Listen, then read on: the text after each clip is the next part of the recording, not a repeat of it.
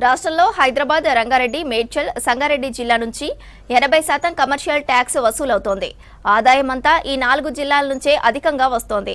గత ఆర్థిక సంవత్సరంలో 5% వృద్ధితో 78,000 కోట్లు సర్కార్ ఖజానాలోకి వచ్చాయి. పట్టణీకరణ, పారిశ్రామిక విస్తరణతో ఆదాయం పెరుగుతోంది. అదే సమయంలో అభివృద్ధి వికేంద్రీకరణ లేక ఇతర జిల్లాల్లో రాబడి తగ్గుతోంది.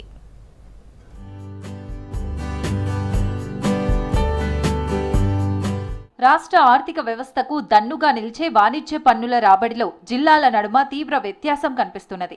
కమర్షియల్లో సింహభాగం హైదరాబాద్ సహా దాని చుట్టూ ఉన్న 4 జిల్లాల నుంచే వస్తుండగా మిగతా జిల్లాలు వెనకబడిపోతున్నాయి. 2024-25 ఆర్థిక సంవత్సరంలో 75,129 కోట్ల ఆదాయం రాగా, తాజాగా ముగిసిన 2025-26 ఆర్థిక సంవత్సరంలో 5% వృద్ధి రేటుతో పన్నుల రాబడి 78,706 కోట్లకు చేరింది.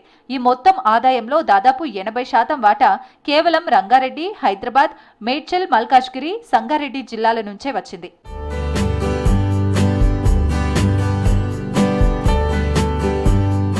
జీఎస్టీ స్లాబులు మారినప్పటికీ పట్టణీకరణ, పారిశ్రామీకరణ వేగంగా జరుగుతున్న ఈ 4 జిల్లాల వల్లే ప్రభుత్వ ఖజానాకు గండం తప్పింది. గత ఏడాది సెప్టెంబర్ 22న జీఎస్టీ స్లాబులను కేంద్రం సవరించింది. దీంతో ఆదాయం తగ్గుతుందని భావించగా అందరి అంచనాలను తలకిందులు చేస్తూ ఇన్కమ్ పెరిగింది. గడిచిన అక్టోబర్లో 3,914 కోట్లు, నవంబర్లో 3,733 కోట్లు, డిసెంబర్లో 3,459 కోట్లు, జనవరిలో 4.04 కోట్లు, ఫిబ్రవరిలో 4,006 కోట్లు, మార్చిలో 4,230 కోట్లు జీఎస్టీ ఇన్కమ్ రాష్ట్ర ఖజానాకు చేరింది.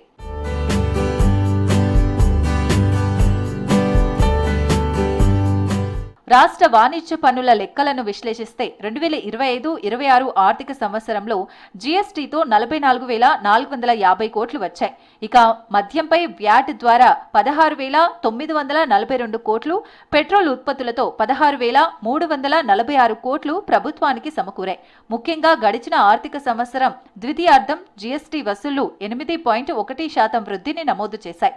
ఐటీ కారిడార్ విస్తరణ, రియల్ ఎస్టేట్ రంగంలో జోరు, కార్పొరేట్ సంస్థల ప్రధాన కార్యాలయాలు అన్నీ ఈ 4 జిల్లాల్లోనే కేంద్రీకృతమై ఉండటంతో ఇక్కడ పన్నుల వసూళ్లు భారీగా ఉంటున్నాయి.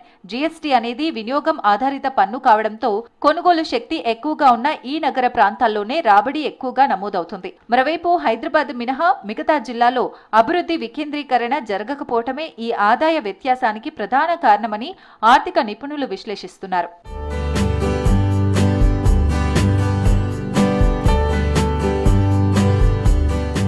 నారాయణపేట, ములుగు, భూపాలపల్లి, కొమరంభీం, ఆసిఫాబాద్ వంటి జిల్లాలో పారిశ్రామీకరణ ఆశించిన స్థాయిలో లేదు. ఆయా జిల్లాలో ప్రజలు ప్రధానంగా వ్యవసాయంపైనే ఆధారపడటం, తయారీ రంగం నామమాత్రంగా ఉండటంతో రాష్ట్ర పన్నుల వాటాలో వీటి వాటా 1-2% పరిమితమవుతోంది. సరైన రవాణా వ్యవస్థ, మౌలిక వసతుల కొరత కారణంగా కొత్త పరిశ్రమలు మారుమూల జిల్లాలకు వెళ్లకపోవడంతో ఈ ప్రాంతీయ అసమానతలు మరింత పెరుగుతున్నాయి.